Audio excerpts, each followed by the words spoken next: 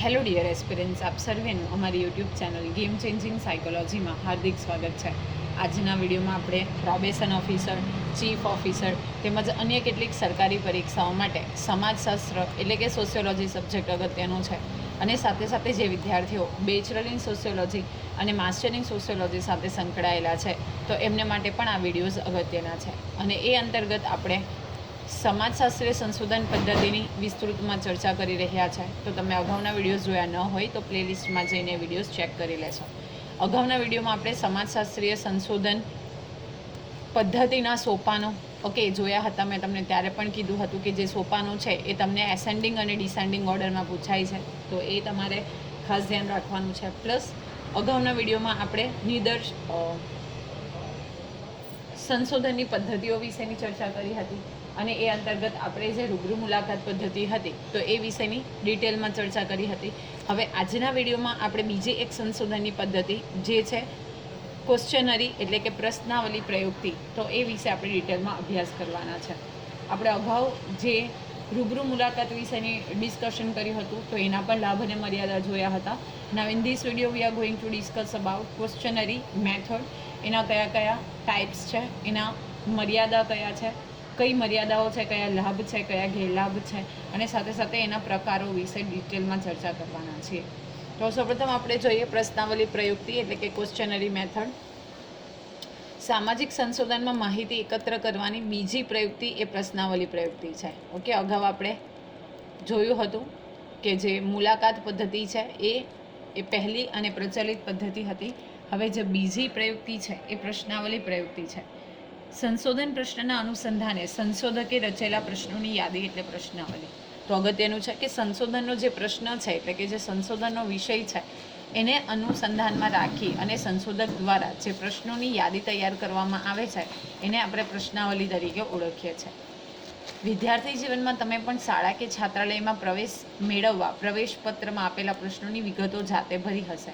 એ પ્રવેશપત્ર વિશે વિચારશો તો તમે સમજી શકશો કે પ્રશ્નાવલી વાસ્તવમાં પ્રશ્નોની એક યાદી કે પત્રક છે જેના જવાબો જે તે વ્યક્તિએ જાતે ભરવાના હોય છે. હવે આપણે કોઈ પણ એડમિશન પ્રોસેસમાં ભાગ લીધો હોય એટલે કે આપણે કોઈ જગ્યાએ એડમિશન લીધું હોય તો ત્યાંથી પણ આપણને એડમિશન ફોર્મ જે છે એ આપવામાં આવે છે.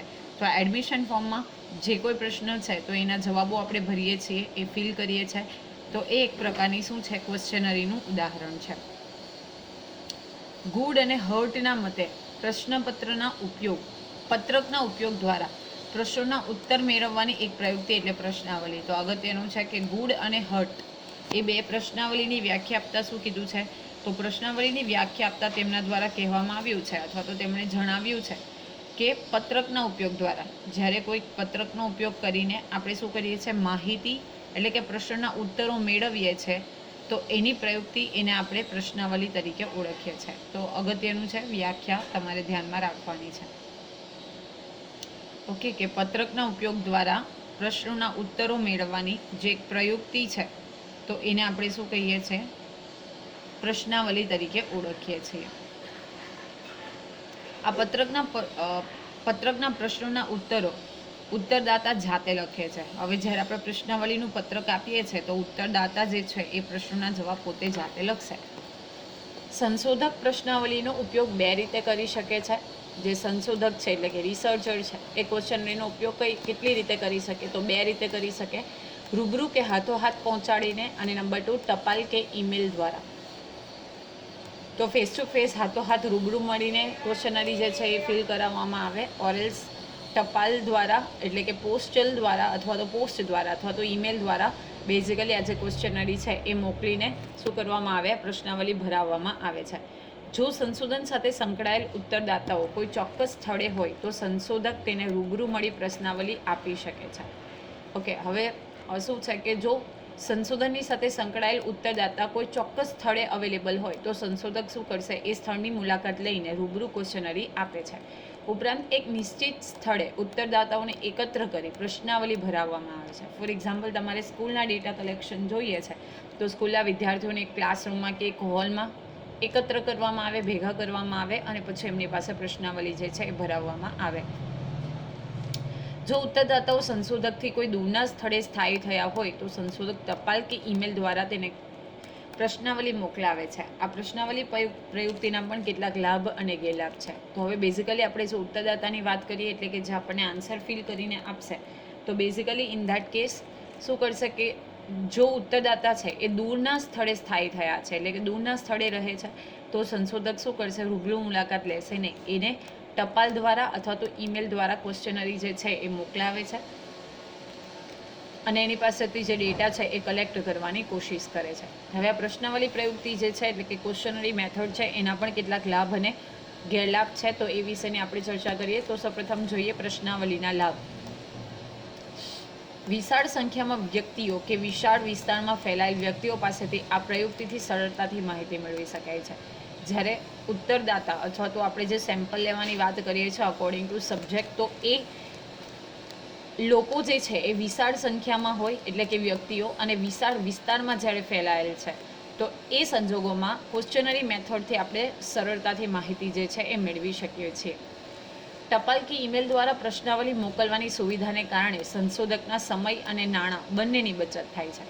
જો ટપાલ અથવા તો ઈમેલ દ્વારા ક્વેશ્ચનરી મોકલવાની હોય તો સમય બચે છે, કારણ કે રૂબરૂ મુલાકાત લેવામાં નથી આવતો, અને નાણાંની બચત થાય છે. હવે કદાચ પોસિબિલિટી છે કે ઈમેલ દ્વારા મોકલીએ તો ફ્રી ઓફ કોસ્ટમાં તમે એ ક્વેશ્ચનરીને સેન્ડ કરી શકો છો, પણ ટપાલ દ્વારા મોકલો તો નહિવત નાણાં પણ નો ખર્ચ થાય છે, પરંતુ in compare to other methods જે ટપાલ દ્વારા પણ ક્વેશ્ચનરી મોકલવામાં આવે તો એમાં નાણાંની બચત થાય છે.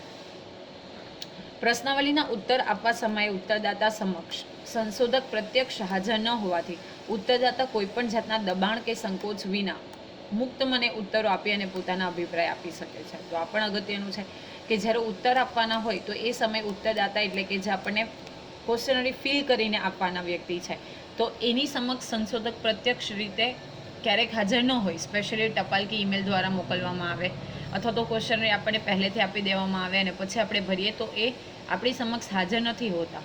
એટલા માટે જે ઉત્તરદાતા છે કોઈપણ પ્રકારના દબાણ કે સંકોચ વિના મુક્ત મને ઉત્તરો આપી શકે છે, એટલે કે કોઈપણ પ્રકારના પ્રેશરાઇઝ આન્સરો નથી આપતા, કોઈપણ પ્રકારના પ્રેશરનો અનુભવ નથી કરતા અને ફ્રી પોતાને જે જવાબ આપવા છે તો એનો અભિપ્રાય જવાબો આપી શકે છે.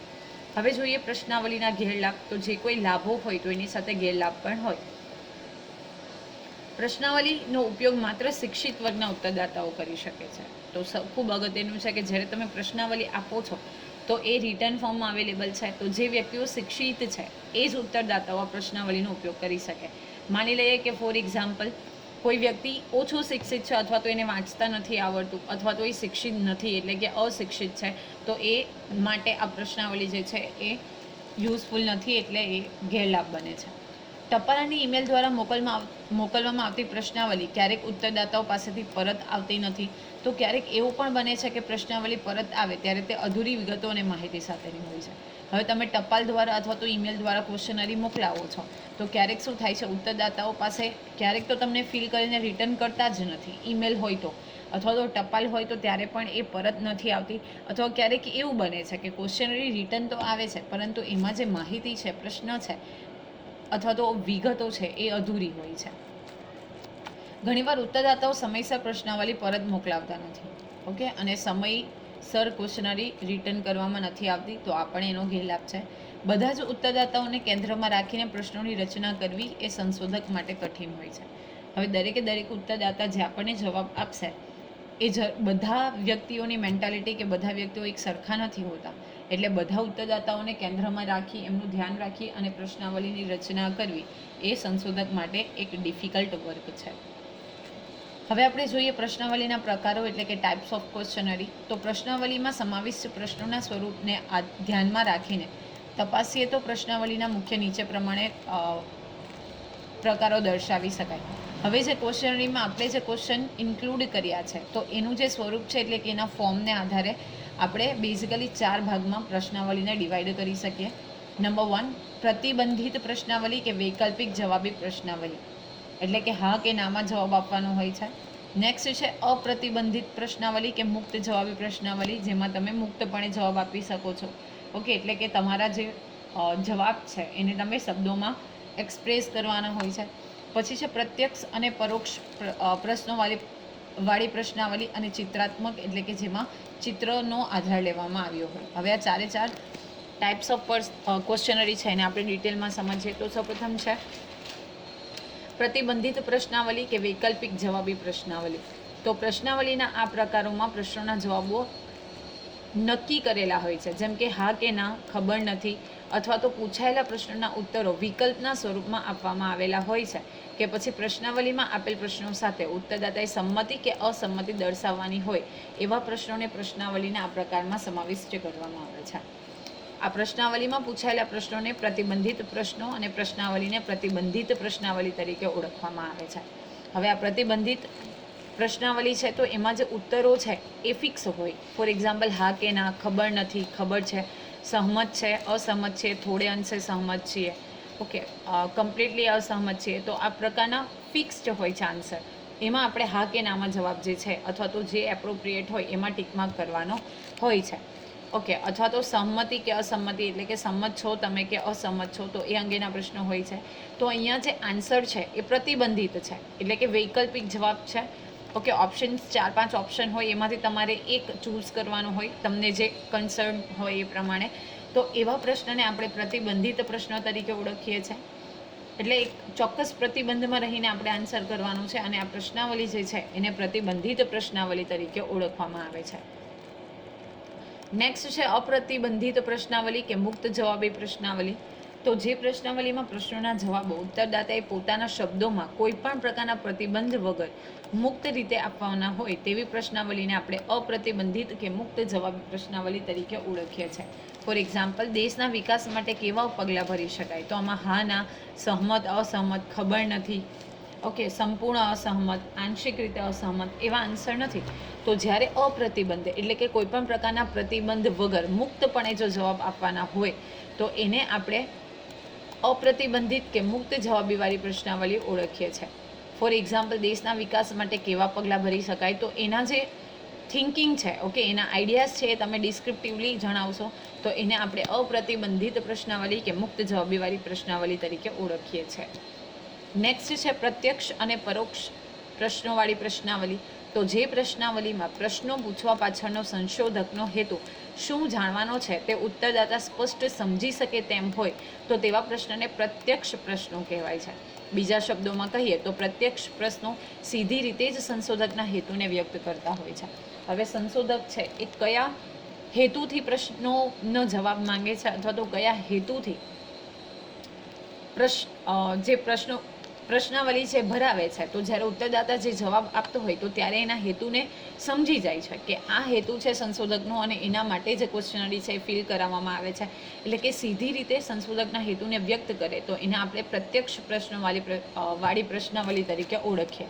એનાથી ઓપોઝિટ આ પ્રત્યક્ષ પ્રશ્નો સંશોધન હેતુ સાથે સુસંગત અને સંશોધન સમસ્યા સાથે સંકળાયેલા હોય છે. વળી પ્રત્યક્ષ પ્રશ્નો પ્રતિબંધિત કે અપ્રતિબંધિત સ્વરૂપના હોઈ શકે. તો અહીંયા પણ લિમિટેડ હા નામાં જવાબ આપવાનો હોય અથવા તો અપ્રતિબંધિત એટલે કે વર્ણનાત્મક રીતે પ્રશ્નો આપવાનો હોય, જવાબ આપવાનો હોય એવું પણ બની શકે. આવા પ્રશ્નો ઉત્તરદાતાના વિચારો, વલણો, અભિપ્રાયો અને માન્યતા વગેરે જાણવામાં ખૂબ ઉપયોગી બનતા હોય છે. ઓકે, જે ઉત્તરદાતા છે તો એ શું વિચારે છે, એના વલણ કેવા છે, એના એટીટ્યુડ કેવું છે, એની માન્યતાઓ, એની બિલીફ કેવી છે, તો એ જાણવા માટે બેઝિકલી આ પ્રત્યક્ષ પ્રકારના પ્રશ્નો જે છે એ ખૂબ ઉપયોગી બને છે. નેક્સ્ટ છે પરોક્ષ પ્રશ્નાવલી.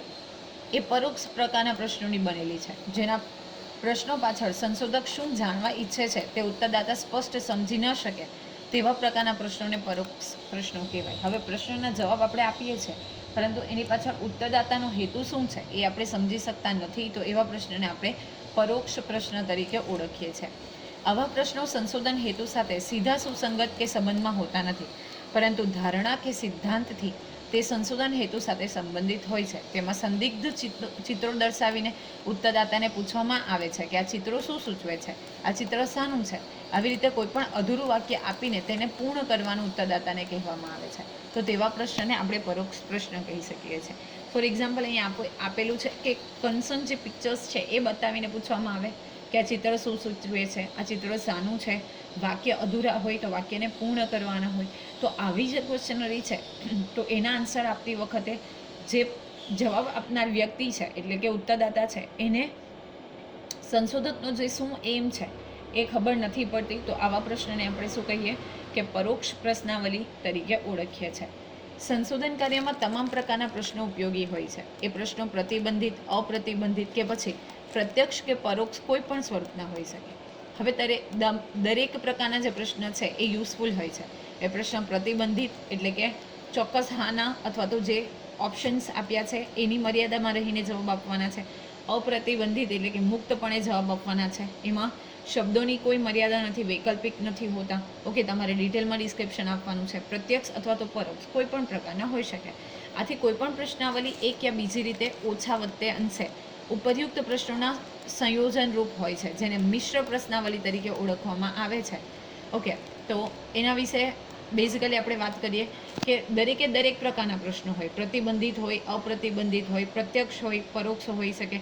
એટલે કે એક યા બીજે અંશે જે એક યા બીજી રીતે ઓછા વંતે અંશે જે જે 4 પ્રકારના આપણે વાત કરીએ પ્રશ્નો, તો એનું મિશ્રણ હોય છે, તો એને આપણે મિશ્ર પ્રશ્નાવલી તરીકે ઓળખીએ છીએ. ફોર એક્ઝામ્પલ, અમુક ક્વેશ્ચન જે છે એ પ્રતિબંધિત હોય, અમુક અપ્રતિબંધિત હોય. ઓકે, અમુક જે છે પ્રત્યક્ષ સ્વરૂપના હોય, અમુક જે છે એ પરોક્ષ હોય, અમુક પ્રત્યક્ષ હોય. તો દરેક પ્રકારના પ્રશ્નોનું સંયોજન આપણે જોઈ શકીએ, તો એને આપણે મિશ્ર પ્રશ્નાવલી તરીકે ઓળખીએ છીએ. નેક્સ્ટ છે ચિત્રાત્મક પ્રશ્નાવલી. તો નિરક્ષર ઉત્તરદાતા કે બાળકો પાસેથી માહિતી એકત્ર કરવા માટે વિવિધ ચિત્રનો ઉપયોગ કરવામાં આવતો હોય છે. આવી પ્રશ્નાવલીને ચિત્રાત્મક પ્રશ્નાવલી તરીકે ઓળખવામાં આવે છે. ઓકે, જે નિરક્ષર છે, ઓકે, જે એજ્યુકેટેડ નથી, તો એ અને સાથે સાથે જે બાળકો છે તો એને આપણે ચિત્ર બતાવીશું અને પછી જે એનો જે રિસ્પોન્સ છે, આન્સર છે, એને આપણે નોટ ડાઉન કરીશું. તો આવા પ્રકારની જે પ્રશ્નાવલી છે એને આપણે ચિત્રાત્મક પ્રશ્નાવલી તરીકે ઓળખીએ છીએ. તો બેઝિકલી આજના વિડીયોમાં આપણે પ્રશ્નાવલી પ્રયુક્તિ એટલે પ્રશ્નાવલી એટલે શું, સાથે સાથે કઈ રીતે એને પહોંચાડી શકાય, એના લાભ ગેરલાભ, પ્રશ્નાવલીના પ્રકારો, એમાં પ્રતિબંધિત પ્રશ્નાવલી કે વૈકલ્પિક જવાબી પ્રશ્નાવલી, અપ્રતિબંધિત અને મુક્ત જવાબી, સાથે સાથે પ્રત્યક્ષ અને પરોક્ષ, અને નેક્સ્ટ જોયું આપણે ચિત્રાત્મક પ્રશ્નાવલી. તો આશા રાખું છું કે આ વિડીયોમાં તમને સમજ પડી હશે. અને વિડીયો પસંદ પડે તો વિડીયોને લાઇક કરી અને શેર કરવાનું ભૂલશો નહીં. અને આવા જ વધુ વિડીયોની અપડેટ્સ મેળવવા માટે તમે અમારી યુટ્યુબ ચેનલ ગેમ ચેન્જિંગ સાયકોલોજીને સબસ્ક્રાઇબ પણ કરી શકો છો. Thank you for watching the video. Have a nice day.